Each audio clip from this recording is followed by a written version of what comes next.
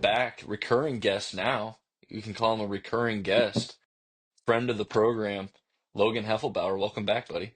Hey, man. How are you? Thanks for having me back. Yeah, always a pleasure. Yeah, glad I didn't ruin it the first time. I actually got an invite back. All right. Hey, you were one of the better performing episodes, so it's like, hey, let's go ahead and let's run it till the well runs dry. Fair enough. I don't know how many times my wife probably played it through on mute to give us support, but hey, we'll take it. A couple extra views. I will always take that. I Awesome. walked into the house right after we did it, and she was playing it like loud, and I was like, "This is weird hearing me. Turn it off." And then I was like, "All right, now I have to listen to it." Yeah. It's weird hearing yourself talk for the first time. You're like, "Oh, Yeah, for sure. a lot of things make sense now, I guess." It all adds up now. No, like one of the first couple episodes, like through the first couple of episodes, I was like, I would go back and listen to them after I published them. Well, obviously would listen to them as I edit them, and it's like, okay, whatever. Not really listening, and I'm like, Mhm. okay, I want to cut that word out or like this little thing out, cut the dead silence here. Not really paying attention, and then I would like listen to it, and it's like I just sound so weird to I me, know. like to my own self, and Is then. this how I sound to other people? Makes sense why I got 3 friends and one of them's my wife and the other's a dog.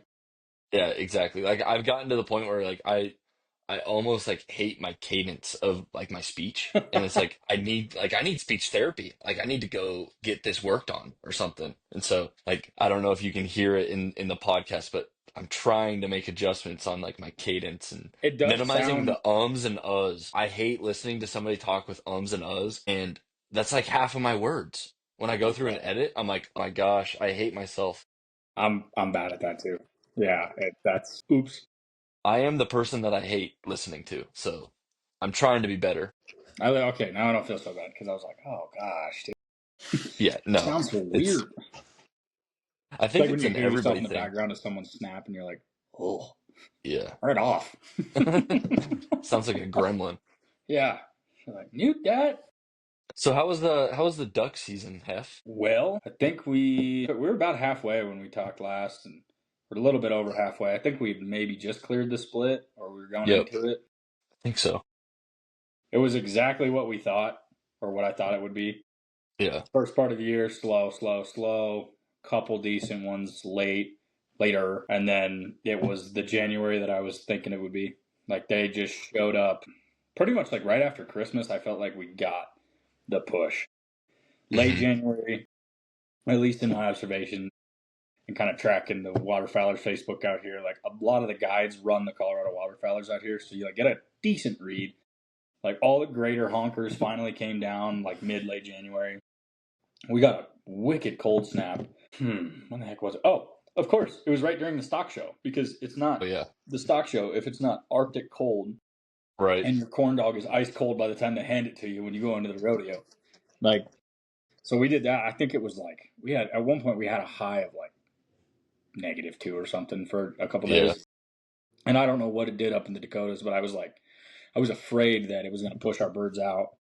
It didn't, but it was nice because they all pushed in, or a lot of them pushed in, and then right before that cold snap, we had like 50 and sunny for like a week and a half. We Hmm. got a decent push, and then they immediately got really patterned.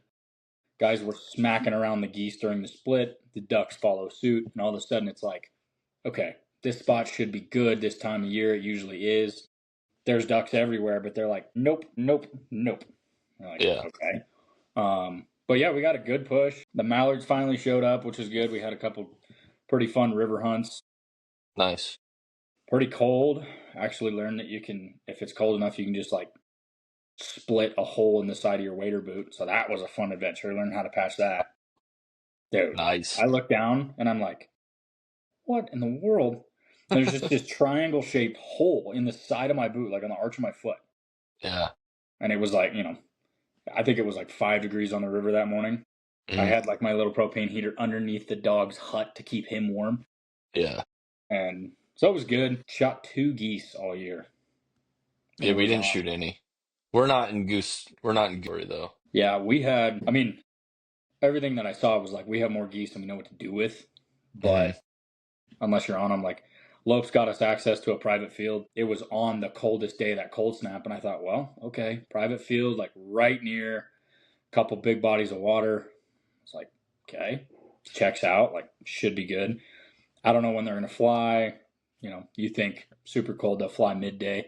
We sit around till like 1:30, and we Mm-hmm. threw out however many dozen. I think probably like 10 or 12 dozen, which was decent for us.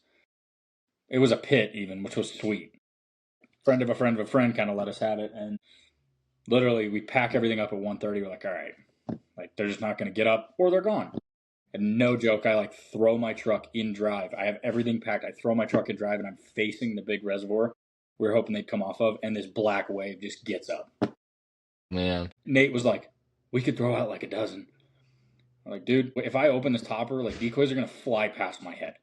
Like, it is packed tight. I'm ready to go home. I'm frozen. Yeah. So it was good. Just goofy year. I mean, exactly what we thought. Slow, banger of a January, and then that's it. So done. So Yeah. By the time it gets hot, it's time to end it, whether you're wanting it to or not. yeah, no kidding. It seemed like Yeah. that quite a bit lately. I don't know if it's. I mean, obviously the mild winters are what they are. I talked to like some old timers, like a buddy of my dad's. He's taken me out a couple times. He was what you'd consider like an old timer, and he's like, it's on a 7-year cycle. I'm like, well, I wish I would have remembered what year you told me that so I could start tracking it. Because I'm not seeing much of a difference. We're not like this will be our fourth snow, like our fourth legitimate snow. We've had a couple dustings, but like normally by now we're covered up. So it's all right. I mean, plenty of firsts, plenty of what the hell's typical Yeah. waterfowl season, I guess. Yeah. Your goose story that you just told, I just talked to my dad. It was like last week. He was telling me this story. So it's still goose season, obviously, up there. And so he gets to go with a couple of his buddies that are up there. And the one plot that they go to, it's all private. So they got one of the buddies owns it. And so they go all together and set it up, yada, yada. By the time they sat all day. By the time they decided, all right, it's over, got up, went into town, maybe 10 minutes. They got a video from somebody else that was like driving by and a video of all these geese. And it was right over, like landing in No. in the field basically that they were hunting, like right over where their spread was. And it's like, if they would have waited 30 more minutes, left the spread as is and just sit it out, they would have shown Yeah, up. we would have done And the same thing. It was yeah, like like they were stupid. sailing and they were coming over us. Like they were looking for food, and we Yeah. had 2 inches of snow that day, so it was an alfalfa field. So I started kicking it around as I was spreading decoys. Like, hey, okay, we'll move the Open it snow. Kind up. of how they do. They'll Yeah. sit and melt it, and you get groups of like 5 and 6 coming off before the big wave, and they're coming over the field, and they're just like, "Ooh, we're looking. Okay, there's nothing," and we keep going, and we're just like, "You gotta be shitting me!" Like they're looking so hard. We could have done it, but No, that was my dad was saying that they're like they did like an all day sit, and this was like it sounded like even later than it happened even later than what you were saying. Like they waited all the way till like almost like 4:30, which I don't know when sunset is or whatever.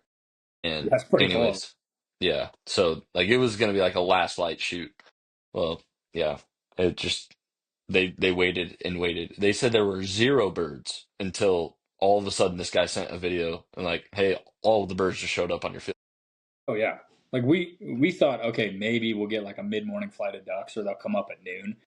Because I mean, we went to Stubbs after, if that tells you anything of where we were at. So you know how many birds reside out there. And I was like, man, there's not a single duck flying anywhere. Like we saw a hawk. Didn't even see any doves to like pop shot at. Like nothing. And then it was just like I'm sitting there with my lunch, or I guess early dinner at that point. I was like, rats. So, and then of course Lopes had left, and I was like, I mean, I could sneak back out to that field, but it's not my field, so I'm not. Nate was like, we could go. I was like, we can't. No, But we want to have permission here again.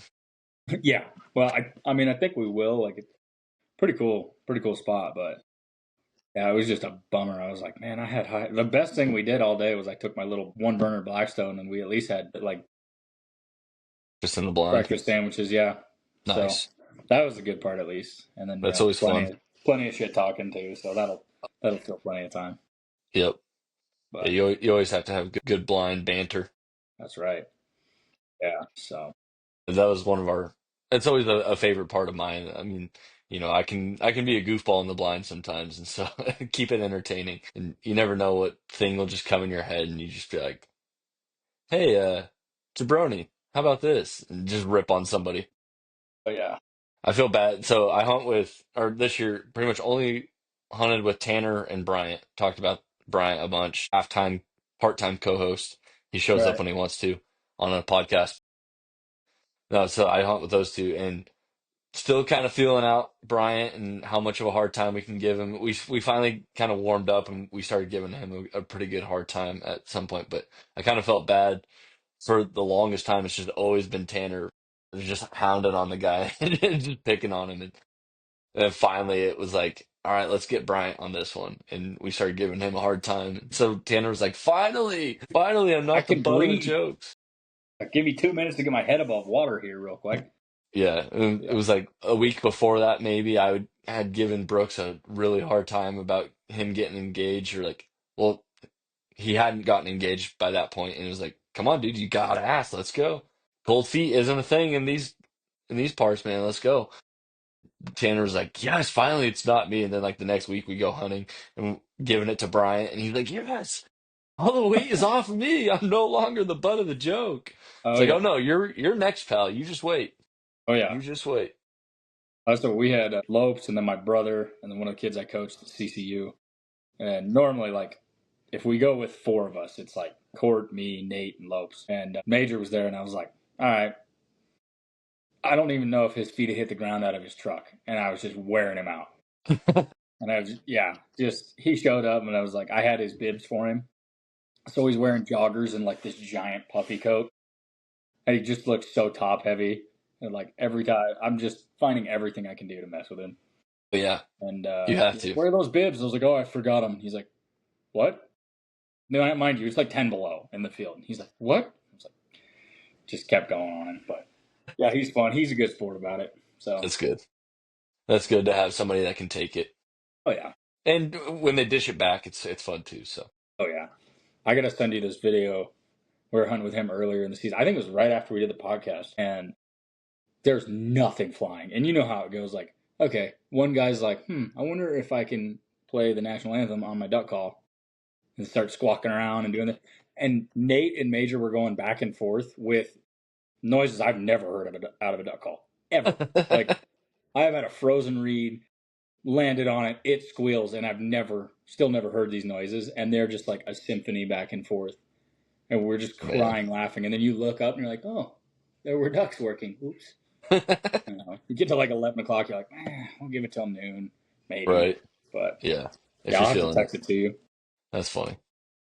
That's funny. So, So tell me, let's hear the either the best hunting story or the most success, or if it's the same story, if okay. you got one. Let's see. Probably, man, had to be, I have a date of it somewhere. I started like taking like my favorite picture from each hunt and That's like cool. printing them off in like or not old picture, but like actual pictures, and just like writing dates and like about the hunt on the back. I'm like, that's kind of cool. Like, you can have it on your phone, but somebody ever picked it up. I think it was early January. Got an invite with a buddy out to a piece of ground up in Platteville, like right off the Platte. I guess it would have been more of the Platte. It was like Milliken area. So on your way up to Greeley, and it was really cold. It was actually the day I punched my waders. Oh, nice. But I mean, it started right off the bat. Like, blind was brushed in pretty good. A lot of slush in the river, which was what we fought most of January. Like noon, the slush would disappear, but every night it would come back. So other than chasing my honker decoys down the river about every 30 minutes, it was just tons of mallards. They worked well. They wanted to do exactly what we wanted them to do. We were picking off just the greenheads, and we ended up, there was three of us, and we were going for double digits, which, I mean, we're not guides. We're not on private land. Like, it's tough. We're like, all right, we're doing pretty good. 9 greenheads, and dog's doing great. And it was like right before we left, this hen is basically trying to sit on the mojo. And I was like, all right, well, they banned hens too, and they eat good. So I was the Susie Slayer of the day. I was just like, this is at 10 yards. Yeah. We'll get to 10. It's just not going to be green. Right. But it was That's fine. good. Guy I was with, he's got a young dog, and you know my dog. He doesn't share. He hunts. He's the perfect dog to hunt with like just a solo hunter if he's the only dog. Right, for sure. So he's doing his thing, and she's following him, like kind of starting to figure out the marking, kind of starting, chasing, doing what she should when the birds are going down. But every time he's bringing the duck back, like he's holding it, and she's like kind of trying to like grab the tail, like let me help you. So they're just like this the whole time.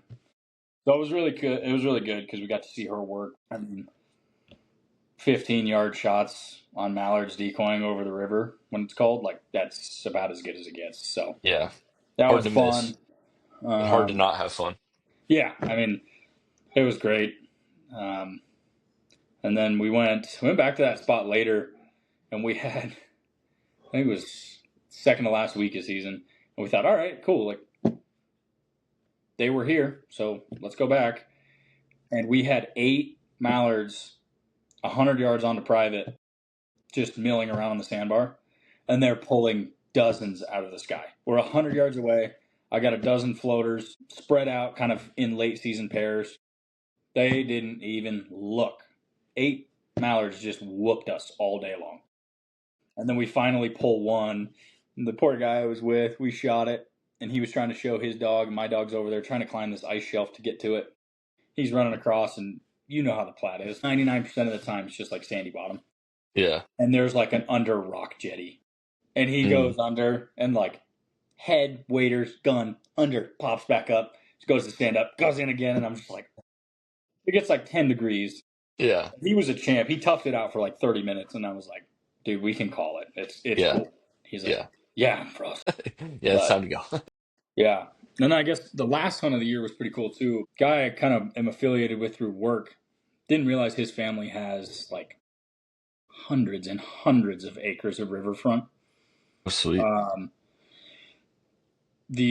of the public land spots I think we went to with Mike in Greeley. It's a little plot. It borders that. Been jealous of that for years. I mean, you can go right up to the fence line and you're just like, they hold all the ducks. And that was fun because it was skinny water mallards. We're hunting the pooter, and it was crazy because we actually pulled 2 geese through timber, which I've never done. Like you don't pull That's them on cool. small creeks very often. Yeah. Tons of ducks, tons of mix, big mix bag, but pretty cool. You drive up, and I was like, where are we gonna go? And he goes, right here. So I literally grabbed my sled, push it out of my truck down the riverbank, pull my truck off, and like that was the set. Just grab and chuck. It's like, whoa, this beats a walk to our favorite pond, Right. No kidding. But that one was cool. I don't have private land access hardly ever. Right. And they were like, yeah, why don't you come out with us? Okay. And man, they have the holy grail. Yeah. I told Court if there was one piece of property that I could have to hunt waterfowl over a field or anything, it would be those 100 acres or however many 100 acres they have. So right. I'll send you a picture of it on Onyx. You'll know exactly where it is, and you'll be like, yep, we watched thousands of birds just bypass us for that. So, and he giggled. He's like, oh, yeah, you know where that's at? And I was like, I'm pretty sure I've written letters to your company asking for permission, and I've never gotten a reply, but I guess this will work. Yeah, it makes sense because you guys hunt it, and so. Yeah, so. Oh, that's awesome. It was pretty good. How'd yours finish up? Pretty good. I mean, we find ourselves limited because it's open water, like we've talked about in the last one. It's all lakes, and I mean, we could go find maybe another spot that is decent. And the lake that's north of us, Old Hickory, they've got blinds on it that like they're just preset blinds, and I don't know how that system works. We hunt Percy Priest, and it's just all you build your own blind. You got to break it down at the end of the hunt, and what you and I are used to. Yeah. And so it's like, okay, yeah, I mean, we just kind of limited ourselves to that. We never really looked at Old Hickory, and there's really no point in going to check rivers because the water's open all winter. Right. We had one time where it froze over, and it was like late January. Even when we had that big snow, it didn't freeze over. Like it wasn't cold enough to freeze. It just snowed a ton, and so that's when we had one of our better hunts was when it snowed heavy. And so it's like, okay, that's good, but no, I mean, it's just tough because the the water is low. There's no cover. It's all rocks. You have to build your blind. Like there's no natural cover to kind of tuck yourself into. And Right. then you just got at that. And then after that, it's all open water. So you got people on boats that come from who knows whatever boat ramp. So you pull up to a spot and you're like, all right, we're the only truck. Yeah, okay, but there's also five boats that are already out there. Yeah. And so that the competition aspect of it is always tough. Um, I don't know. We ended up doing okay. We did better this year than we did last year. We also hunted a lot more this year, so that Wow. kind of evens out, makes sense. But no, I mean, we really only had a couple like really good successful hunts. One where we got, I think six, three and three, between Bryant and I. Mhm. Tanner woke up and he wasn't feeling good, so he's like he texted us, I just can't make it. Like I don't want to get you guys sick, blah blah blah. All right, all good, no big deal. Bryant get out and I get out there and we go and we set up and this is the bufflehead hunt. So I was we just gonna ask if that was your buffalo head on. yep, so we get out there and I think it was like a day or two after your big green head hunt, the story that you just told. Yeah, yeah, And yeah. so I had been scrolling through your I don't know if it was Snapchat or Instagram. I think it was your Instagram stories of all like it was like greenhead, greenhead, greenhead. I was like, damn, that's I'm super jealous right now. And so then a couple days later, we get to go out, and I'm like, all right, hopefully these birds push and we get a good chance.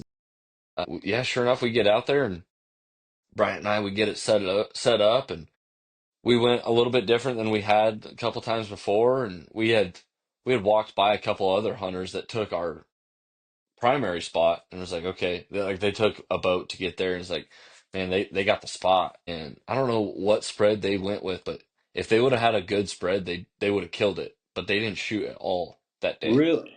Yeah. And so I was Dang. like, I don't know what they did to scare the birds off, but I mean, we only had buffleheads work us. We didn't have any mallards or anything like that work us. And Interesting. by this point, teal, it was cold enough and that front came in, all the teal were gone. Yeah. Whereas the week before, we were still getting a bunch of teal groups working. And so this group, there were like four groups of buffleheads that they were just doing circles. Like they would come by us and they would land too far out and then they'd go find another spot. Like they just had like four feed spots in this circle in this one cove that we hunt. And we were sitting there and it's like, man, as soon as they get close enough, one of these times, like, let's take them. One time they landed like 20 yards too far, but then they swam into like our spread. And it's like, I am not above water swatting. Let's go ahead.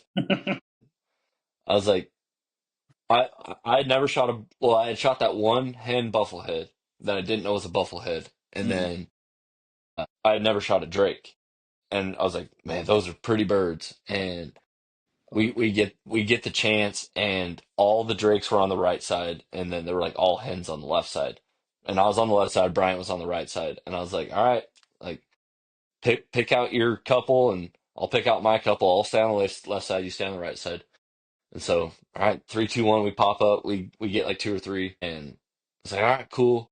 And then Virgo goes and gets them all. It's awesome, cool, good deal.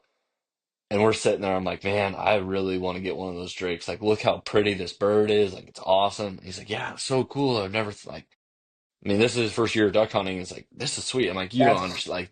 Like, these are pretty birds. Like, you don't see a much more pretty bird. Like a good solid greenhead is really pretty, but buffalo is just different. And so it's like, yeah. I really want one of those. Eventually, I want one mounted. I want like a drake. Well, I want mounts of all the drakes at least, because I mean they're all so pretty. But so then we're just sitting there, and it's like, all right, like, I really want to get a drake. So if there's a chance where if we have to crossfire on another water swat, like I'm taking a drake. He's like, okay, that's fine. And so yeah, I make a longer story shorter. We sit there a little while longer. We get two more to basically do the same thing that those other ones did, and it's like, man, we just need to be 10 yards closer. And so we did that the next hunt, but it didn't matter that they didn't fly that day. So it was like, well, sweet, whatever. But so we at this point we were at like five, and it was like, man, it's just kind of getting into being a long day. It's longer and longer between bufflehead sightings, and that's the only thing that's working. So like next group of bufflehead, like let's try one. And it's like, okay. Well, then it was like, all right, we just need one more. And if he's flying and we got even a snowball's chance in hell at it, let's take a shot. I mean, so these buffaloheads, they work low. They're not, you're not sky blasting. No, You're no. stretching your range straight horizontally. And so it's like he came in like straight at us. And well, we said, all right, either one more or we drop dead at 11 or whatever it was. All right, like 10:58.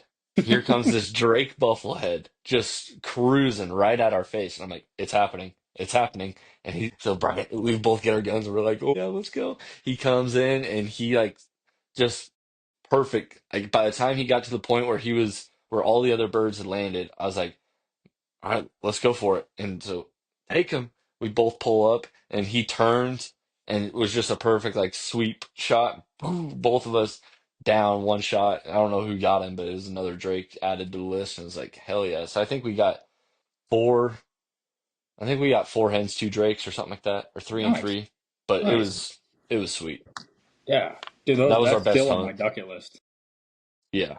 Those are still. You, I've yet to kill a Drake bufflehead. I've seen plenty of hens. I don't know what it yeah. is. There's one place that I like routinely see them, and it's our favorite pond. And it's like every hour, just you're like, and then he comes back doing the same thing. By the time you got your stuff together, he's 4 ponds away. You're like, what? And you Yeah. know it's a Drake, and you're just like, Right. Yeah. You can see it from half mile they away. are they are gorgeous. I would if I Yeah. ever get a stud Drake of that, I'd try to put him on the wall. Yeah. No, I mean, we saw him a good bit last year too. So I don't know if Tennessee is just like a hangout spot, like if they come heavy. So I don't know if you really want a bufflehead, Tennessee might be the move. Come Yeah. on out. I was just gonna tell you if I come out there and then get you back here and show you that we don't have to walk 1.75 miles to kill all those ducks. Hey, I would Now be that we all for figured it that. out. I would be all for that. No, Oh and yeah. then on top of that, I mean, to get to that spot, it's not a mile and three quarters, but it's still a pretty good little trek out to this spot that we kind of established as our honey hole, Mm-hmm. more or less. And it's like, man, it would just be so much easier to have a boat and we could get to that spot easier with more decoys because we want more decoys in it. Draw them in Mm-hmm.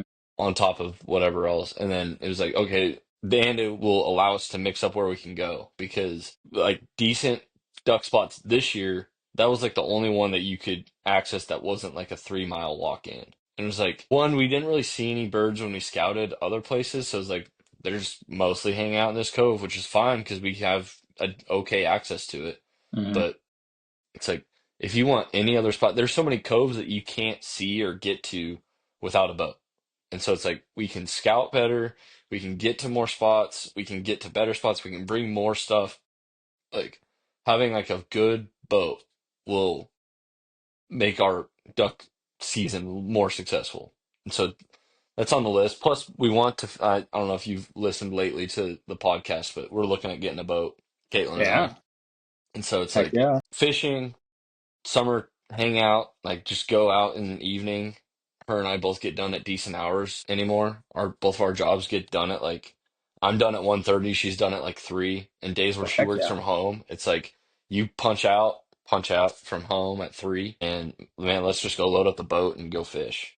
Oh yeah. Or just have like a night cruise, bring the fishing pole and you're not fishing, you're just kind of cruising.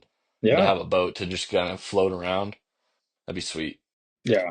So we really want to do that for fishing, hanging out, going out with people, and then hunting in the wintertime or fall, even deer. Like I'd be able to have better access to deer. So it's like there's so many pluses to getting this boat. It's just a matter of saving the money for it.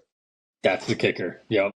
Yeah, like the thing is she's in, so it's not like I still have to convince her. It's just I That's a got good to start. convince her when we have just enough money. It's like, hey, we can make it work now. And that'll be the convincing is like, hey, maybe now would be a good time. Yeah. See, the hard part is she listens to every episode, so she's gonna catch on to my tactics. So maybe this is what I'm saying, but really I'm gonna have a different approach. So I got to keep her on her toes. There you go. I mean, you could make the argument that over time, with the amount of deer you can kill, From using the boat, you'll save enough money on ground beef that a boat will pay for itself. That's a Yeah, long game, but playing the that long is a game. long game. That is the long game for That's sure. like a decade plus long game. Between catching However, enough fish and killing enough deer and ducks, that's right. I think If we get the boat, we don't have to buy groceries. the grocery bill will go down 7%. It's exactly right. Man. But shoot. But Yeah, so I guess what's one thing you learned or forgot you had learned and relearned from this season? I think, ooh, goodness. Normally I would say like, pull your mojos when they get educated, but like that great greenhead hunt we had two mojos out. They weren't mine, and I was just like, if they don't work, we'll pull them. I would normally say like, do something different. But honestly, I feel like what I learned more so, I think situationally for like the slush on the river. Mhm. Everybody goes to the river. You want to take a bunch of floaters, get them out in the current, and get them swimming. Yeah, for Like I sure. took every full body duck I had, and you can set them out a little farther. Like you get those stands. I mean, you squish them into the sand, and a lot of the full bodies like have that bungee that holds them onto it. But I would even sometimes, if I could get it just right and I knew the current wasn't going to shake up, like I would leave them unbungeed and I'd push them real close so like the feeders, the nose would like touch the water. So every now and then it would catch it and move them. Mhm. But I felt like I was able to get better looks from birds, better motion without having to chase decoys, Yeah, using full bodies on the riverbank. And then like that taking like natural one appearance. floater. Yeah, taking like one floater, two floaters. And I was double rigging them. Like I have the mushroom weights, but Okay. sometimes you get that slush, it'll build up, and then the decoy just like nose down, and then it just gets Yeah. pulled away. So I was Yeah, I double remember rigging those them, days. and definitely going to get some river rigs set up with like what would be a stupid heavy weight for a duck Yeah. decoy. But to have a couple like uprights that look like they just landed really moving. But yeah, like full bodies, and then minimizing like it's kind of hard to describe. We joke about like our flying V or whatever, like just randomizing it as much as possible. Like I would pass down by the office. The Platte runs through the city down there, and I drive down it on Santa Fe all the time. I would like look and I'd be like, "Is there any rhyme or reason to this?" Like all the geese are mobbed up, but like the ducks just don't seem to have like a pattern on the river. They're just kind of like here, there, everywhere. So just instead of having your pod right out in front of you and a couple stragglers, like I was throwing like six way up, six way down, three in the middle, drop a mojo, like Yeah. completely spreading them out. I'm kind of less is more in the kill hole. Hmm. Still trying to get numbers to draw attention, but like really started also kind of trying to hunt off of my offset of my decoys. I do that here and there, like when they start to get educated in the ponds, like everybody puts their dozen and a mojo right out in front of them in a U shape or U or whatever J hook. But it's like, all right, wind's over there. I'm just gonna build like a wall for them to kind of land into those decoys, but it's gonna stop them. And I'm gonna Yeah. back my way up from them. Kind of how Mike used to do the river. He's like, we need a wall. Like we'll build a stop on the decoys so that they don't short stop us. Like they're gonna try and chase up the river to the decoys, and on their way in as they're landing, that's where we are. So I tried that more. It seemed to work pretty well. That's good. I mean, definitely learned that when it's super, super, super cold, sleep in, get a good breakfast, grab lunch on your way out, throw your stuff Yeah. out at 1:30 because apparently they fly at 2. Yeah. Don't waste your But time in that early morning yeah, stuff. yeah, I don't know. I mean, little things here and there. I think the reminder of just like less is more in I don't know, trying to be less cliche in a way. And then obviously the constant reminder once you clear December, even in December, like your hide, your hide, your hide, your hide. Like my public ground spots, there's a couple spots that like, okay, you can kind of tuck up against a tree and brush in a little bit. Like I don't know if I'm going to really sit in those spots again. I think I'm going to take that little backpacker layout blind I have and Hmm. like go across the bank, sit in the tall grass, brush in, like sit low.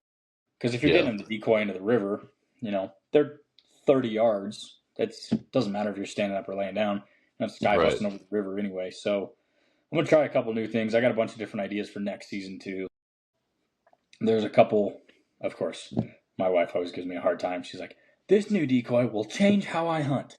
I don't know how many times I've said that. Like, this is the one. This is it. When I Yeah. got a pulsator, and then I got the the shaker and all this stuff. I'm like, this Right. is it. Of course, I have that again. Those like swimmers. Yep. I'm gonna try it next year. Normally, I'm good for like dozen and a half. Spread them way out early season. I think I'm gonna take like try and hunt before the split with like maybe 6 to 8, maybe or less, and do it like pairs of like still shaking over here, pulsator over here, and then just like the swimmer on like a 15-foot cord, and just super, super, super small. I don't know. I'm kind of getting to the point where I'm like, I don't like hauling all this stuff. And when I hit a tree root and my sled tips and everything goes over, I get angry, and I shouldn't be angry. So I don't know. I'm going to try a lot of like ultralight hunts. And then I don't know if I sent it to you. I mean, he's well known everywhere. Kirk McCullough. Have I showed you his stuff on Instagram? I think you have probably sent a couple things. I got way down into the rabbit hole of his stuff too, and just like how simple it is. And then I've like reading other things and listening to other podcasts and stuff, just like different shot sizes and everything. I've seen a lot of like, if you're decoying at 25 yards, like you don't need 3-inch number twos. Like, you can shoot little loads, low brass steel shot, like teal steel or dove steel. If you're doing it right and you're getting them to decoy, which I want to do anyway. Like, I'd rather have them kick their feet out before I shoot. Definitely going to try that. So I've got like a little notebook of stuff that I'm like, I'm going to try this and that and this and that. So I don't Nice. know. I mean, had a lot of public pressure this year. The ponds stayed open long. They were open a long time. And so they just got hammered this year. Normally it's like split, they're locked up. Okay, everybody's got the river. And it's a long walk to a lot of spots in the river. People don't really want to go all the way out there. Right. So we're going to try a lot of different stuff. I don't know. I'm excited for it. Yeah, we'll see if I'm going to chase any turkeys around this spring. I don't know. You need to. You need to try. I'm going to put in for the. You know what? I think I missed it again this year. Rats. Every year, dude. Every year. I think I missed. I'll have to go look. I think I missed the draw in for the like one unit that I really want to get to. It's pretty much from Fort Morgan out of the state, following the Platte is one unit. And it's a draw. It's a draw unit because it's like I'll be duck hunting and I'll see a flock of wild turkeys just like wander down to the bank, or you'll see a roost tree and you'll see them kicking out of there, and you're like, man, I wonder if I can hunt this. And it's like draw only.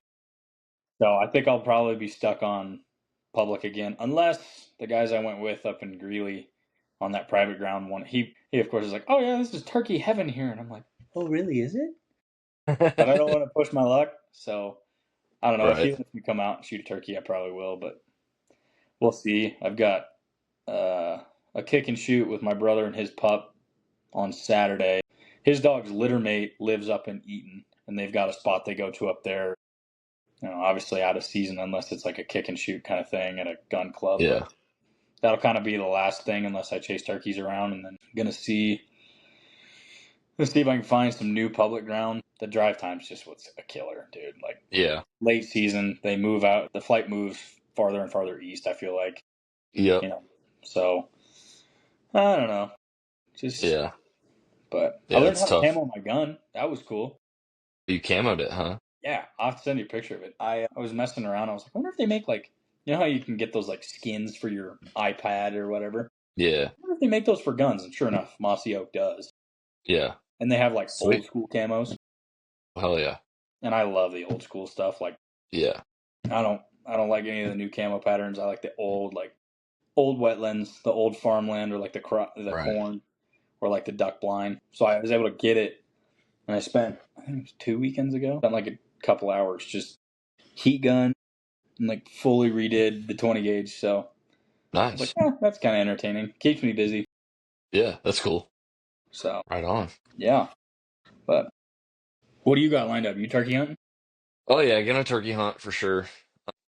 I don't know. We'll see. My dad is, I guess, on the fence on what he's gonna do. He's trying to do the slam, the turkey slam, and he's got like two or three, and he needs like I don't know. He needs some of these eastern birds and stuff like that. And so he's like, "Oh, you guys have, I forget what kind we have." I'm like, "Yeah, I'm pretty sure that's the bird that we have." Mm-hmm. He's like, "I need that one. I need that one," and then the one that's like pretty much only in Florida. I don't know. But anyways, he's like, "You Oh, got the birds?" I was Osceola. like, "Yeah." I Yeah. was like, "There, we got birds. I mean, we hunted them hard, not hard. We hunted them hard one day, and then like we looked and couldn't find them last year. But like they're literally 5 minutes from the house, and I sent him like a pin. Like there was one day it was like 20, 30 hens just right off the side of the road. And then there was another day when Tanner Bryant and I went out and it was kind of a rainy day and Mhm. ducks weren't flying. We shot at two birds and missed like at first light. But then the rest of the day, nothing. But then next thing you know, here comes like 50 turkey out of the roost and into a spot. It's like, we're gonna pin that, and it's like not very far from the road, easy walk Nice. in, and it's like, Dad, if you want a chance at some turkey here, like There you go. we got a couple spots. So Oh, I yeah. don't know. He's between coming down here and going to I think Mississippi. He's got like a Okay. friend of a friend or something like that.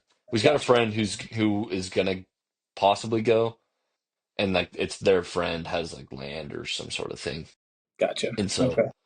Apparently, they're the same type. I don't know. I'm not well versed in the turkey world, but I know that there's different types, basically from east to west. There's Um, 5 in the slam. Is that right? I think so. And then Because I it's. want to say that there's like a Grand Slam if you go to like Mexico and get there's like another type down there. I saw something about that the other day. I could be wrong on the name. I want to say it was like the ocellated turkey. Because Yeah. the Osceola, I believe, in Florida. I could be wrong on that. Nope. Then hit me with the fact checkers. I think I know. Because you have Merriam's, Rio Grande, Easterns, Osceolas. Maybe it's just four, isn't it? I think there's a. I want to say there's a Western one. I don't know why. It's not like because I know you have like the Roosevelt, the Rocky Mountain, and the Tule elk, but like because the Roosevelts I think are out west. But I know like the Yeah, Osceolas they're are in like Florida. Oregon. Yeah, Yep. and then we have Merriam's and Rio Grandes, I believe, because he's probably shot both of those in Wyoming. Um, and then the Easterns would be yours, I That'd be believe. my guess. I think there's one more. Gosh I don't darn it. have I my don't know which one laptop it in is. here, I'm going to otherwise have to I'd look it up now because now I'm going to be like, yeah. If I had my But laptop in here, I'd give it a quick Google, but no. But yeah, so anyways, he wants to that'd be whatever fun. number he's at, he went like he's only like a couple birds away from getting the slam, so That's awesome. it'd be cool. So speaking of turkey, National Wild Turkey Federation (NWTF), their Hmm. convention is held in Nashville every year, and it's this upcoming weekend. And my family is actually coming out for my Heck yeah. dad's birthday, and so I bought us all tickets to go uh, to the sports show or whatever part of it. So we're Heck not going yeah. to sit there and get lectured on how to hunt turkeys, but we're going to walk around through the That's convention awesome. center. And yes, fire him up. I mean, I'm sure there's going to be a couple like guided hunts or whatever that he might be like, oh, that'd be kind of cool. But There I you don't go. know. I don't know if he has like a certain like I don't know how picky he's going to be about where he gets because I think he got both of his turkey in Wyoming on public land. I could be wrong. Gotcha. Maybe So he's going for a public or a private or mixed slam. I don't know if he cares. I think he just want without it being like a hey, I'm gonna like basically put this turkey in front of you and you shoot it. As long as it's not that, I think he's a game for it. Like Right. as long as he actually hunts it Got to hunt more or it. less. Yeah. Right. Right. That's Um, cool, dude. yeah, I've so always wanted to do that. Always get the turkey slam. Like, yeah. I have no way of getting to Florida. I mean, I could, but it's just like, when am I Yeah. going to get to Florida? Yeah. It's So one of those maybe. things like the Florida one, I feel like you almost need to do like a guided hunt or something like that. Right.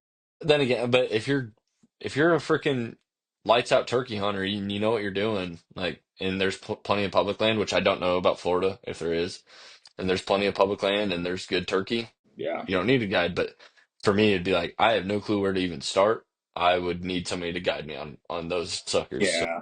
I feel like I'd have to go with a guide. There's too many like snakes and critters in Florida that want to kill me. Like I don't even out east. Like I don't know. right?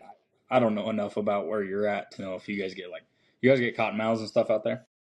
Yeah, not as bad as like Louisiana had them bad, and Dude, that south scares of me us. so But bad when you just see like an no, eastern diamondback or like I've yeah, seen you see videos of somebody with like a cane break or a cottonmouth like yeah, right next to their foot while they're turkey hunting, and I'm like I don't like that.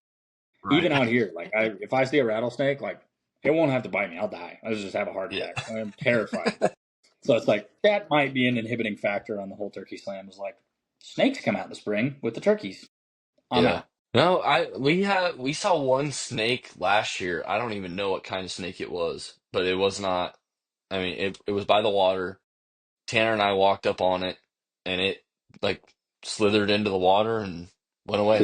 It dove down and went away. And it's like no clue what type of snake that was, but it didn't bite us, so we're okay.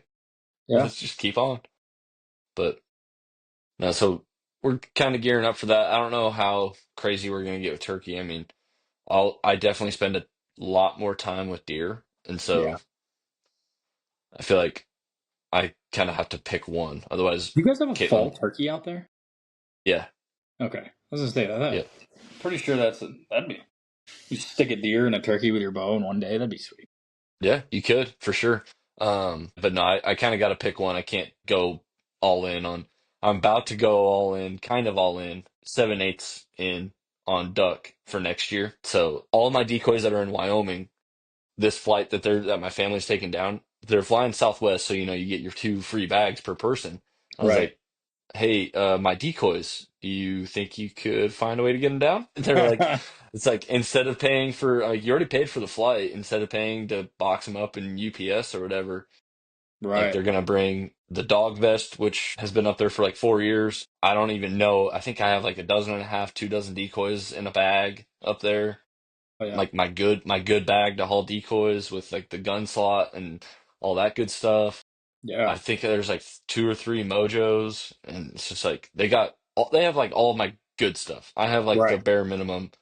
I had a dozen mallards and a dozen teal here. Then the teal aren't even like truly rigged up. They work, but they're not like a true rig. And so it's like you guys have you guys have all of my stuff up there. Is there any way you could get it down here, please? Because like these guys are wanting to go, and it's like I'm getting back into it. It's like I had a lot more fun this year than last year, and like duck hunting's fun. And I forgot how much I knew about duck hunting. It's like I relearned it all again, and it's like, oh my gosh, like I knew that, but like I didn't remember it because I'd been out of duck hunting for like 2 or 3 years, and just Right. was like, oh yeah, dumbass, that's what you do. And so yeah, I mean, like you said, my big takeaway is like for us hunting lakes all season round, basically. Like it's going to be how many decoys can we manage to get out there and maximize that number? Like if we have to have all 3 guys carrying 2 to 3 dozen decoys, Right. like if that's what it takes, sweet, and Yeah. like mojo it out as much as we can. Like Right. I was kind of giving some grief to the guys that we saw early in the year. Like man, they brought the spread, and it's like yeah, and they killed a bunch of birds. Like when you're That on this works. big open water and there's a bunch of birds just flying around, like they're looking for anything and everything that gives them a reason to go Right. check it out at least. And it's like I did learn a little bit about like running traffic versus being Yeah. on the X. And I was like, I had never heard those terms before. So like running traffic is like birds that are just passing by. And like you're not on the X, but you're between where they hang out and where the other spot they hang out. And it's Yeah. just like Big running old sales traffic. It's pitch. like, yeah. So it's like, hey, have a big old spread, have like 6 mojos, have the wings facing all sorts of different directions so that they can catch a glimpse of it from 3 different angles, and then just hope that you don't suck at calling or don't call at the wrong time or whatever. Right. And like, so for what we do, like I wouldn't consider that spot being the X, even though it was kind of where the majority of birds hung out. Hmm. But even like there was like a clump where all the birds hung out, and Hmm. then there were like little coves that like the people with boats they got. I think that they got there at like 3 in the morning, Right. and we're sitting there forever and had it set up. So by the time we got there, we had one of the little coves like maybe 500 yards from the X. And it's like, all right, we can get into one of these little coves. And now, as I know, like you're running traffic on it. So we Right. had the one mojo and had it set blowing, like landing into the wind, like you're kind of supposed to. Most of the time, I'll say 95% of the time, that wasn't facing the way where it would catch their attention running traffic. So like Right. they would just fly right by us, and there was nothing that brought their attention because we had 2 dozen decoys and one mojo, and they had 8 dozen decoys and 10 mojos and splashers and swimmers and everything. And Right. it's like the appeal. And so it's like, okay, I'm learning that more is more here. Like in the way that we are having to do it, like Big more is water, big more. spread. Yeah, Yeah. absolutely. Yep. And so it's like, and it's totally different from us hunting ponds and rivers. And Yeah. now we're on a big ass lake that doesn't freeze over in Nashville, Tennessee. And it's like, I have to learn that part of it. So You try the old Coke bottle trick. I don't know how much Coke or Mountain Dew you drink, but save your little pop bottles, spray yep. paint them black, Yeah. Make them like like have two. like 2 dozen of those. They weigh absolutely nothing, and just mix them in because they weigh absolutely nothing. So a breath of wind moves them, Hmm. and you can literally like. I mean, by the time they get over the decoys, they're killable. So like, Yeah. make They it don't look like a care. coot raft, you know. Yeah. And then with your mojos too, I don't know. I mean, the floating mojos are expensive. If you already have the other ones, they make these little adapters. They're like $6. Maybe they're more now. I don't know. They go into your mojo pole and they swivel. So it's like a spin top. So if Okay. there's a breeze, your mojo will like shift with the Mm, breeze. I've used nice. it a couple times. I like my floating mojo because I don't have to worry about it. But before I had the floater, I had that, and on a good wind day, like if you have those, those big mojo wings that are kind of shaped like they're not just ovals. They got that like Yeah. loop to them. They would catch it, and they kind of so it Ooh, might change up nice. your shine a little bit. I'll send you a link of it, but yeah, I've even thought about like on the big pond we hunt early. I'm like, what if I grabbed like a dozen Coke bottles and just chucked them? Like, I don't need anything but a couple split shocks. They don't weigh anything, and see what they do in a breath of wind. I don't know. Yeah. No, so that was interesting to learn this year. And then we invested in some stuff for the blind, having a better blind and building it out. Make like we went out of our way the last like 5 hunts to get there like extra early Yeah, and get a really good blind built. And it was like, okay, this is like the standard of what we need to do. This right. is how if this is where we want to hunt and how we want to hunt, like we have to show up Yeah, extra early and build a blind. It sucks. And like we were there, we had all the materials from the one hunt that Brian and I had built a good blind and we hmm killed all those birds. And then Tanner came the next hunt with us and all that stuff was still just like sitting there because we didn't like throw it back into the woods. It was like, it's not going anywhere. Let's just kind right, of lay it down and kind of spread it out. So it was like, all right, let's just take all this stuff and put it back up.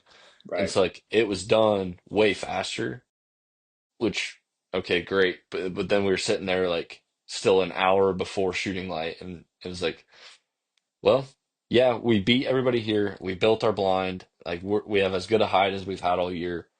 Like you have to do that to have your best chance.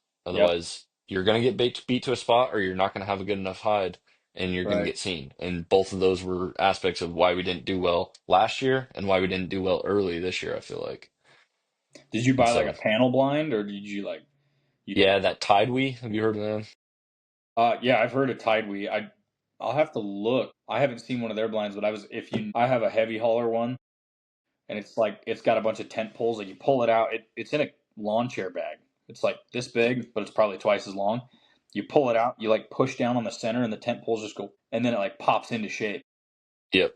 It's very similar to that. Probably similar to Tidewee. Tidewee, they make some cool stuff. I've never really. I mean, I don't need to buy any more stuff. Like I keep telling myself, you don't need more of it. You don't need it. But yeah, I was like, ooh, that's neat. Right. Because to say Yeah. too, like I used to make, I think I had it with you, the PVC burlap blind. Like that's the Yep. best dang thing, man. Until I had the Yeah. money for a blind, just like roll up that PVC in the burlap, zip tie it on. That stuff, I mean, it's as good as it gets, and like it'll lay down with you if you're kind of like using it as a layout. But yeah, the hide, it's crazy how the hide makes a difference. I mean, when you're in cattails, like okay, Yeah. hide, stay Just duck low, down. all You're that. fine. When you're on a riverbank and you're like, I'm Not in sticking the out, open. shoot, yeah, Yeah. that's That was a hard lesson learned for us. It was like we first couple hunts where we had basically a minimal blind. It was like, yeah, we really screwed ourselves here. we've been had. Yep. But no, looking forward to duck season next year. But Yeah. yeah, kind of going all in on deer. Well, I always go all in on deer, and now going like 90% in on duck Heck yeah. because especially now that there's like two guys that want to do it with me. Right. It's fun to get into it like by yourself, kind of. But if you got people that are going to go with you and help haul things and help set up the blind and all that good stuff, it's like, all right, like I can do this, or we can do this, and it makes it a little bit more fun and easier to do all that too. So Yeah. Your thing earlier of your parents bringing out all the gear reminded me. I've got 2 old vests from Kai that are not torn up. He just got thick quick. Like he's a double X now, and the only double X that actually fits him is the one he's been wearing because it's a little more stretched out. He's just so barrel chested. But I've got 2. I think one's an XL, and one of them might be a large. But they're not beat up. If you text me your address, I'll just mail them to you. If they work for Virgo, great. If not, give them to somebody who has it. Like they don't fit my brother's pointer. She's skinny as a rail. yeah. Well, you're never gonna have another dog? Oh no, I've actually been entertaining that thought a little bit more lately. I'm like, perhaps. Yeah. I mean, Kai Dog I will be 7 in June. I brought Like, that I up would to really Caitlin. like I to was have like, another gun dog. So I don't know. that's exactly what I brought up to Caitlin. I said, Virgo's kind of slowing down a little bit. It's Oh sad. She's slowing down just a little bit. She's gonna have a day where she has to retire from hunting, and we're gonna need a bird dog. yeah, And if she lives to 15 and she's retired for 5 years, like, we need one. I'm not going out to yeah, get them. I'm Yeah, not going out to get them unless you buy that boat sooner, right. which by that point we should. But still, Yeah, I've had on that the talk with chance where Corey. we do a walk-in hunt, it's like, I'm not going to get that bird. All right, that's your job. I Yep. want that dog. Give me Yeah, that dog.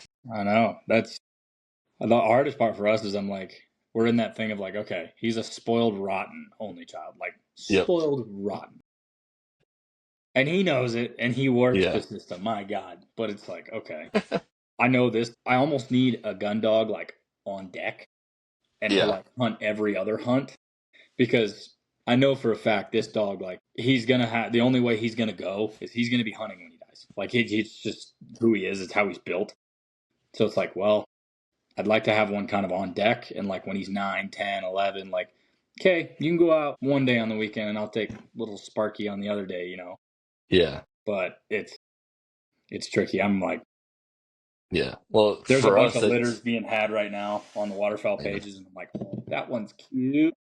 But I'm also like, I've had such good. I mean, my dog's ruined dogs for me.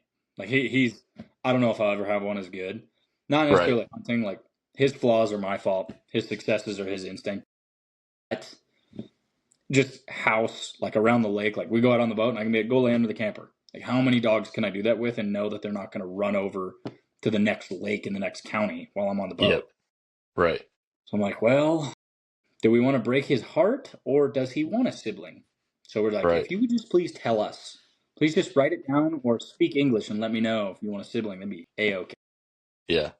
No, so I mean we've got the 2 dogs now, and so to do what we're talking about now is having, another bird dog on the come up. That would make 3 dogs, and right now we're renting, and we would probably be able to hide it from the landlord, but it's also 3 dogs Yeah, with the golden doodle is like still in puppy mode at like 4 years old or whatever, or 3 years old, whatever he is. And it's just like, whoa! So it's just like, that's plenty right now. oh I'm yeah. not saying we need a puppy like next year, but in a couple years, Virgo's gonna be slowing down. So Yeah. Oh yeah, Kai's already slowed down. He's like, just, he's such a, I've had it this year more than any if I'm hunting Saturday and Sunday. I'll get up, I'm ready to go, got the thermos, truck's running. I'm like, hey, you coming? And he looks like, oh, I'm sleepy. Like, get your ass up. I am not get. The only reason I'm hunting this pond is because you can swim it. I can't walk it. Get your ass out of bed. Especially when it's cold too. Like he and Cord are all snuggled up, and I'm like, sir, you don't eat for free for no reason. Come on. all right, let's go. So, You're earning you're I was gonna say that's my joke. As I always tell people, like, oh, how's your dog doing? I was like, well, from January 31st until September 1st, he's unemployed. yeah, he's a freeloader. He's just a freeloader. He's the cutest little parasite ever. He don't work. He doesn't do anything like that. He just eats and begs for treats. So I don't know. And we're thinking about, because you've seen our backyard. I'm thinking about getting chickens. Ooh, yeah, So I'm like, all right, well, I got a dog with prey drive. Can we break in the old dog and be like, hey, please don't bring the chicken through the dog door. It's supposed to live out there. But also, if he can get accustomed to it, can we get a puppy to be like, okay, Big Brother says we don't eat those, so I won't eat those? Or is it going to be like Big Dog lays off, and then the puppy's out there playing pinata with the chickens, and you're like, It's a whole dilemma right now. We're like, well, so we're just in a holding pattern. And Yeah. I want to get another dog for my uncle if I can. Yeah. Like that bloodline is Of course. as good. It's the only one I trust because it's the only one I've had. But so I've been playing into my aunt's ear, like, hey, you know Kai's sister? Yeah, I think was she 5? Yeah, she might be due for some pups. I mean, if you got one, I'll take one. I'm trying to plant that seed a little bit, see what we Yeah. get. Right. You're gonna go. I know. We're walking on thin ice here, talking about dogs. But next dog, are you gonna go black lab again? Mm. Yeah. Oh yeah, Yep. I always thought Male the or only female? thing. I think Court wants a female. I don't really care the sex as much. I mean, originally I was like, I wanted like when I was a little kid, I wanted a yellow lab because like, they're built-in camo, like they blend in. You know, you got a black dog sitting in the reeds, and you're like, look at that. That's not real. But I don't know. He has every ounce of our hearts. Yeah. He's got a little gray patch right here. And it's Yeah. like, keep your head down because when I see it, I want to cry. Knock that off. Oh yeah. Virgo's getting pretty gray pretty fast around her Is she face, really? like on her mouth area. It's like, Yeah. stop it. She has two hairs right above her right eyeball that are like white gray, and I'm like, you need to pluck those, or I That's will pluck them for you. Yeah, I told Cora, I was like, as soon as the gray moves to the eyebrows, like my heart is just gonna shatter because he's got random white hairs now. I don't know what it is. It must be a recipe, like dog barbed wire, and then his scars they grow back like white. So he's got like 4 Interesting. different spots on his right arm and 2 on his left where he's run through barbed wire, and he's got like half a dozen little white hairs. Like his scars come back white. I don't know why that is. There's Yeah. no rhyme or reason to it, but I'm just like, Right. what's coming into you? Figure it out. Yeah, and then he'll look at you and you're like, put the gray patch away, look down, and put it back. No, yeah. I don't know, man. We're thinking about it. But Yeah. We're not close to thinking about it. It's on my mind because, I'm like, hey, hunting dog, like, you gotta have one. And I don't care if we have 5 dogs. We gotta have a hunting dog. yep, that's But exactly it. yeah, so I think the next one we go with, it's gotta be another brown Yeah. female. It just has to. Like I love Virgo, and I wouldn't change it now.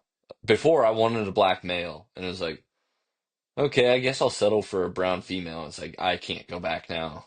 Right. That's just Yeah, my I wanted the mindset. same thing with Kai. I wanted a black female because I thought I'm gonna get him one of my last year in college. I want something a little more docile. I didn't realize I'd get a crackhead, but I was like, well, there were 3 black males and 3 yellow females in the litter. I think I want a black male. I don't know. I think Court wants a girl, and I was like, you know how this is gonna go. My dog, who's a boy, is Yep. your best buddy. Yep. So when your girl is my best buddy, I don't want to hear anything. I don't want to hear it because he looked at me when he met her and was like, I don't need you. She's way cooler. Right. And unless we're Exactly. hunting, I'm as good as nothing to him. He's like, nah, I don't beg from you at the table. I beg from her. I don't Yep. sleep next to you. I sit on the couch and he'll walk away from me to go lay with her. I'm like, perfect. I did all the hard work. Appreciate that. Yep. That's Samson with Caitlin. She obviously got him and trained him and all that good stuff. And then once we moved in together, got engaged and moved here, whatever. Ever since then, he's been like a total daddy's boy. He's not a mama's boy. Like I am his buddy. He gives me the best snuggles. I don't. It's just like sorry, Yep. Better luck next time. but Virgo tends to give her better better snuggles than she gives me. So it's like, all right, it evens out. But Virgo is not the snuggle type. You have to force her to do it, Neither is Kai. and she Yeah. doesn't love it. Yeah. The people in our neighborhood know Kai is the toy only dog. Like I ran into a couple that was walking their dogs. They're like, oh, that's the toy only dog. I'm like, what? They're like, yeah, he didn't care about anything but his toy. I'm like, you're right. And the lady was like, I grew up around labs my whole life, and he is the most unaffectionate lab I've ever seen. I was like, oh, same. He walks over, he scratches his head, he's like, yeah, I'm good. Yeah, Just it's almost like not we train affectionate. them for hunting and not for anything else. Yeah, exactly. Whoops. No, guess what you get. Yeah, can't complain too much. Right. I mean, it was a good duck season. I'm glad you had a good one. Yeah, it was good. Plenty of firsts, good and bad. I don't know if I shot the same number of birds. I don't know. I totaled it up the other day, and I think between when we opened with dove, so it wasn't just ducks, but we opened with dove, it was the most birds Kai's ever picked up this year. I think it was 92, which isn't bad Wow. for public ground. Yeah, that's good. But, I had some days where I was like, you gotta be kidding me. This is it? I waited all year for this crap? And then, when I was out with Lopez and out with Court, like just 2 weeks back to back, running a couple bands, I was like, all right, like, I can shut up now. You We're know? good. Yeah, and then you're watching live birds pull away all your birds, and you're like, oh, God, this sucks. Yeah. It was a typical year of like, the good hunts are the only reason I went back, because the bad hunts, I was like, I gotta sell all my shit. Right. Yeah. So, Over this.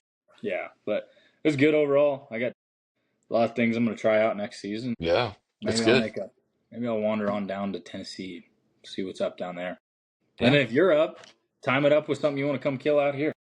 Yeah. The invite is always open. It is always out there for Mr. and Mrs. Heflebower. All right, same to you guys. Yeah, Yeah. So yeah, no, if you get around to maybe hunting some turkey and you get a good story out of it, we might have you on for a little turkey talk too. yeah, yeah. I don't know how much you want to Once hear every of my couple turkey. months, we'll bring on Mr. Heffelbauer, tell us about his hunting escapades. Hey, I'm always here for it. It's always fun to catch up with you. That's for sure. Yep, no doubt. Well, it was a good episode there, Logan. Any closing thoughts? Any other ideas you feel like you need to get off your chest? Oh gosh, I don't know if we got enough time for that. There's like a Rolodex of nonsense in here. No, man, I appreciate it. I love listening to the podcast. I won't lie, like one of my favorite things in the morning is like your little jingle at the beginning. I'm like, nice. It's a great way to start my day. I freaking love it. I don't know where you got it, but I love it. So it's It's fun, man. a I love keeping up little with you. secret. Adobe. I don't know. I honestly don't remember where I found it, but somewhere on Adobe when I got my subscription or whatever for editing stuff. It's somewhere on one of those. But Yeah. I might have to consult you. I was thinking about starting like I don't know, maybe not necessarily just waterfowl, but just like public land hunting stuff. I don't even know what to call it, but just kind of like all the stuff that I've done, mistakes I've made, right. setting up too close to people or not having any, how to have feel as a hunter, maybe. Yeah. I don't know. I feel like when you spend 95% of your time on public, you really start to see, okay, you have no idea what you're doing, and okay, I respect what you're doing, and everything in Yeah, between. So for might have to sure. consult the old wise Mulvaney for a little help. Hey. Maybe have you on, but Well, or I'll not maybe always be for a sure. guest if you throw it together. I'll be a guest for you. That would be great because I got about like I said, I got 3 friends: you, my wife, and my dog. So I'm gonna need somebody. Yep. I'm here for you. I'm here for you. Last question. Have you thought about or considered maybe going into next year filming, like self-filming hunts? I have a little bit, not a lot, but I'm thinking about it.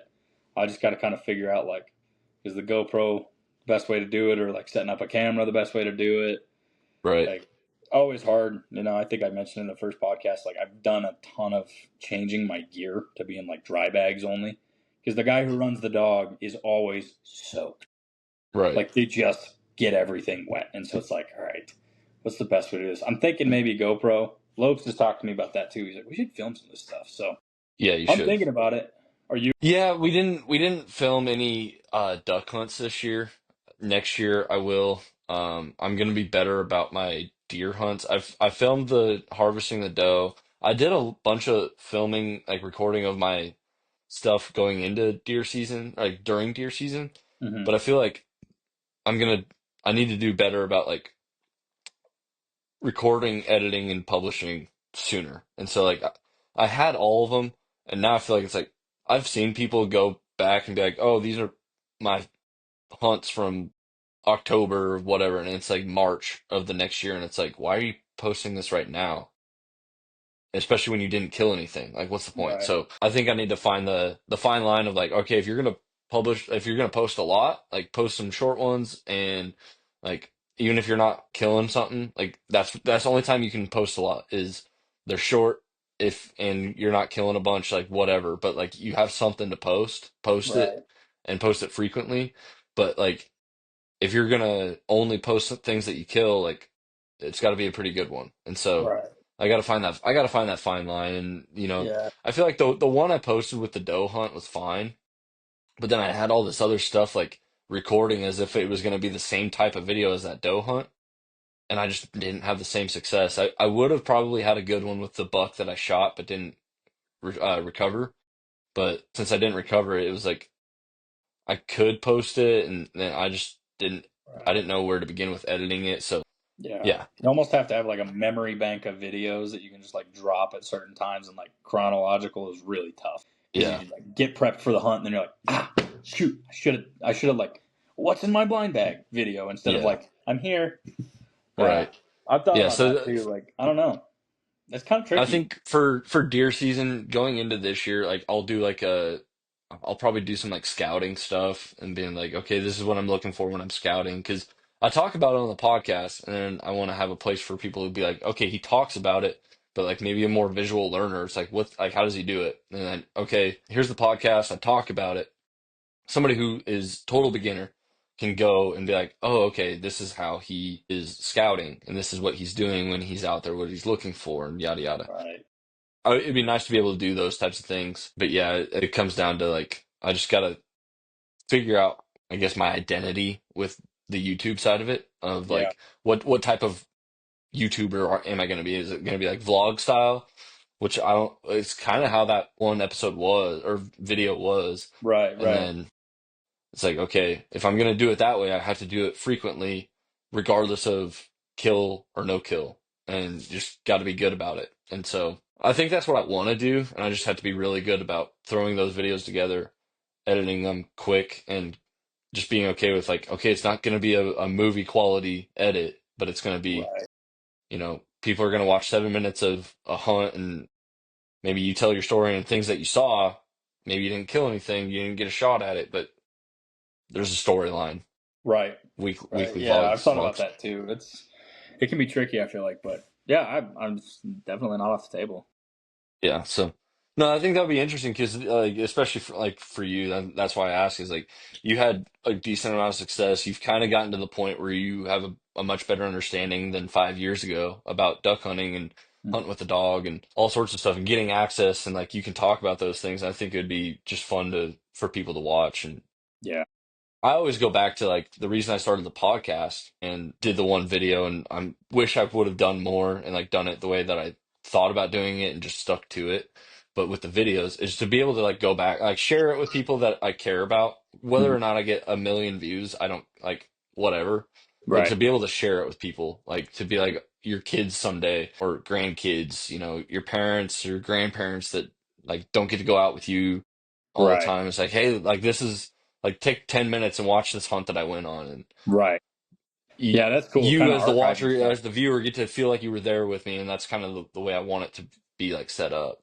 Yeah. No, that's cool, man. I somehow finding a way to archive all the stuff you do so that Yeah, people, I can sit here and like your tell you hunting pictures. lies all day long, but Yeah, your pictures and writing on the back of the pictures, it's like the same idea but in motion.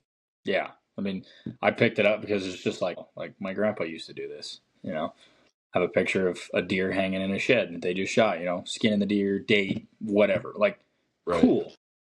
Super cool. I want to know more about it, but like, this is all I got. So Yeah. yeah, somehow archiving all the stuff we do, that'd be cool. I mean, I follow a ton of guys on YouTube as it is for duck Yeah. hunting, so I'm like, I could probably If model it nothing after them. else, like everybody's becoming a social media person, a YouTuber or whatever. Right. But it's like, what are you doing it for? Are you doing it to be the famous person? Maybe not. But if you're like, if you, for me, it's like, do it for yourself, and you got Right. a cool way to share your stories with the people that you Right. care about, Yeah. Yeah. instead I of mean, having just a Google Drive. And then right. if 500 other people happen to watch it and think it's cool too, awesome, even better. Heck yeah. Yeah, that's exactly it. I mean, it's definitely in the works. I mean, I've been thinking about it a lot now that I'm not coaching. I'm like, Yeah, I'm not I gonna do it to like get GoPros. famous because nobody's gonna The want to hear this. quality, yeah, the quality on GoPros I feel like has gotten better even over the last like 4 years. Right. I don't know, like, and like now that they've got those like Bluetooth mics that are like super small, and the audio can hook straight to a GoPro or Yeah. to a phone, and like can like whisper. And, like I need to get a mic for that type of stuff for myself, but yeah, like the quality for just like a simple setup is amazing. And so, yeah, Why not? may as well. Yeah, May as absolutely. well. Yeah, we'll have to get together on it for sure. All right, man. Well, it was awesome hearing some stories about your hunting season. I'm glad it was a good one. And like I Yeah. said, if you get some turkey down or whatever nonsense you get into coming up in the next couple months, maybe we'll have you on again. Yeah, man, I'd love to. Good luck in your turkeys too. Let me know how your pops does. Yeah, for sure. I'm excited to hear about that. We'll let the listeners know what he decides on doing, especially if he decides on coming down here. We'll Yeah. uh we'll have some sort of story with it for sure. Heck yeah. That'll be awesome, All man. right. Well, we'll wrap her up there. Appreciate you guys listening. We'll catch you on the next one. Sounds good, buddy. Cheers. See ya.